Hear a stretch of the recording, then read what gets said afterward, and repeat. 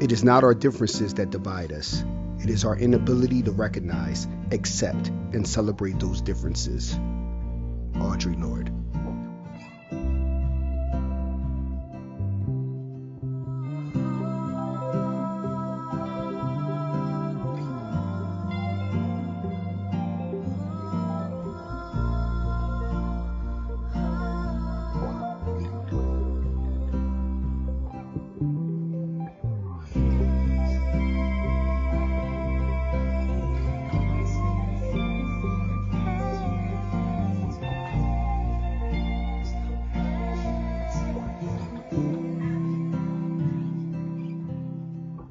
When it comes, there will be no warning, no grace period for your heart. It is as Sister Outsider Poetry is a spoken word duo. They travel the country performing their poems as well as hosting workshops. They speak on social issues, but their ultimate goal is to empower people to be themselves. No child left behind. At entrance of a West Philadelphia high school, officer with gun perched on each waist asked me if I have any weapons. I hold up my book. He doesn't find that funny. Tells me to empty pockets. Walk through metal detector, 8:03 a.m. I wait for two students to pass through first. Already, I wonder what they have learned. See, I heard the newly built prison a few miles away bought their test scores as wallpaper. But we say... I'm Dominique Christina. I'm Denise Froman. And we're Sister Outsider. No child left behind because it's a slogan for the slick, who co-opt a principle as old as the pyramids and draft them onto t-shirts.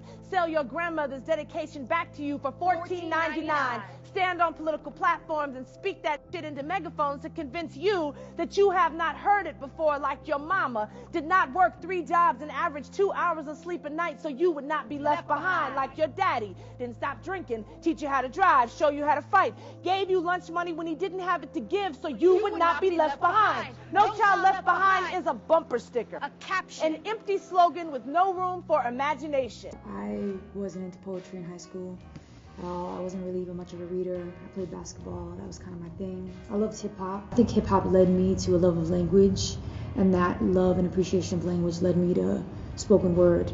I had this wide introduction to the possibility of language when I was a little girl, and it was delicious and inviting to me. And it didn't look a whole lot like me. Those are canonical writers. They're mostly white, and it didn't look a whole lot like me, and I didn't need it to. But I definitely felt like the door was open. It's been kind of through the personal that I've been able to connect to some of these social justice issues for me, and then I think it's kind of broadened out in just my kind of view of the world. Writing and social justice are definitely wed for people who have been historically or contemporarily pushed into the margins. Social justice movements typically are about saying shouldn't be anybody in the margins. There was no blueprint, there was no agenda of I'm going to write about social justice issues. It was the stuff that I was writing about was the stuff that would keep me in the world, where I could point my finger at the destroyer and say I see you and I accuse and I condemn. And social justice movements usually are about some aspect of that. So I asked them if they have dreams. 11 students raised their hands barely above their shoulders as if they were sitting in history class unsure of the right answer. One student in the first row named Luciano is waiting for me to tell him what page to turn to. Another student in the 8th row is trying to decide if this is a trick question. There's no right answer, I say. But they are far too comfortable with the right to remain silent. We hunker down in dimly lit classrooms and memorize some shit about Lincoln freeing slaves with a magical document called an Emancipation Proclamation. Feed us the rotten fruit of untold stories, then penalize us when we'd rather be gangsters than listen to another nifty little tale about George Washington Carver and his innovation with that peanut. See, there's nothing threatening about the etymology of Jiffy, but talk to us about Haiti and we might remember the fire in our bellies. And Audre Lorde has impacted not just the work, but my life. Overall in school was like the writing was very distant. And then see a writer that was so much more than a writer. Someone described themselves on paper. There was something about it being on paper, being a black woman, warrior, poet, lesbian.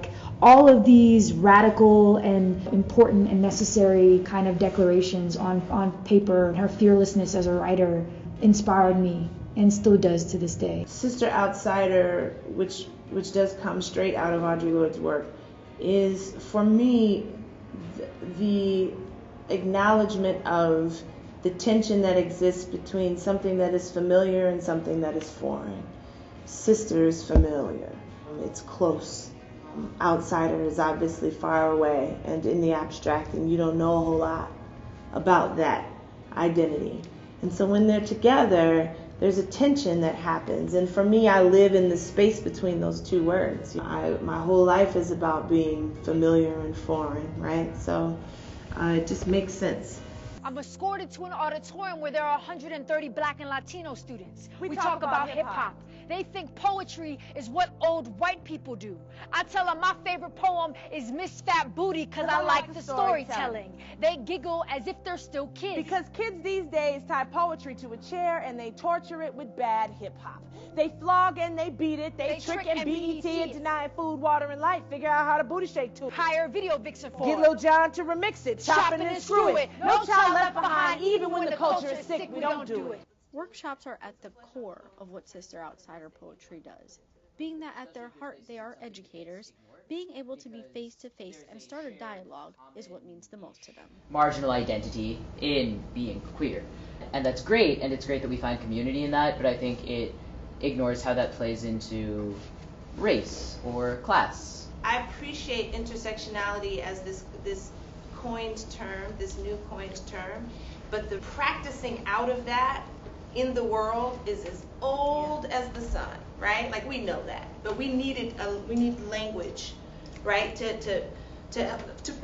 put some flesh on the bones for us, and so that we knew how to advocate for ourselves. Intersectionality is so important to us because I think queerness flows throughout our community, and I mean that in the broadest sense of the word. Queerness as in there's so much room to be. You ever step so deep inside yourself, you leave the door cracked open just enough to let your own freedom crawl back in? Do you know what freedom is? It's when you get so lost, you don't want to come back home. When your body's fluent and don't listen to nobody but the wind. I'm in a city that cannot pronounce my name and will not try, and the person I love is 5 states away. The desperation is almost delicious. I think the workshops are an important part of the work that we do because we get to kind of deepen the conversations around the poems that we perform. It's not just here, you're witnessing this thing. We try to unpack it together. I like the workshops because it cuts down on the whole I'm here to entertain you piece. My job is to keep the party going because I'm not that poet. The first time I read a book by a Latina author was in college. The wind in my chest stood up. It had been 18 long years of textbooks filled with everything but me. For the first time, my body knew a world that could hold it. See, the quickest way to silence a mouth is to treat it as if none had come before. There are thousands of unreported lynchings that happen in American classrooms each year. The victims are between the ages of 5 and 19. They are black and brown and gay and poor and different and other and not enough and too much. Round pegs in square classrooms. Children suffering for not being who we want them to be, for having voices too loud, Accents too thick, pockets too thin for classrooms to honor us just as we are. It's hard on me. The traveling piece is hard on me for sure. I leave my children, which is also a thing.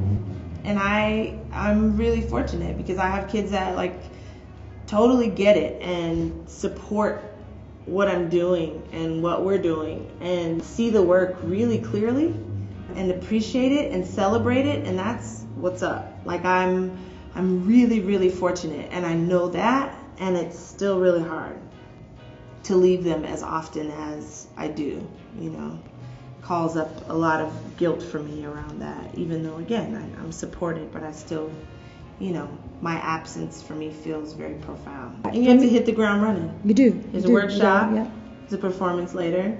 Kids need you to show up powerfully. They need you to be present. They need you to look them in the eye. They need you to hold their stories. All of that stuff matters. I don't have questions about, do I want to keep doing this? Yeah. The work is the work. You know what I mean? And it's overwhelming all the time for me. So that's not a new condition or even an infrequent. So is living, you know what I mean? Or, That's even an infrequent condition. However, I know this is what I'm supposed to be doing.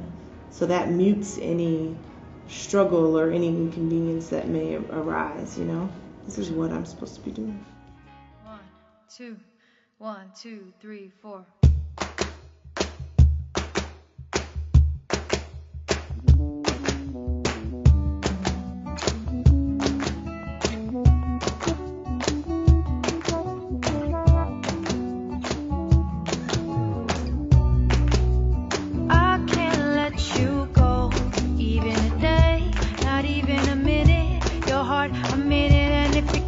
A chance, I'll prove this romance is not just another rendezvous with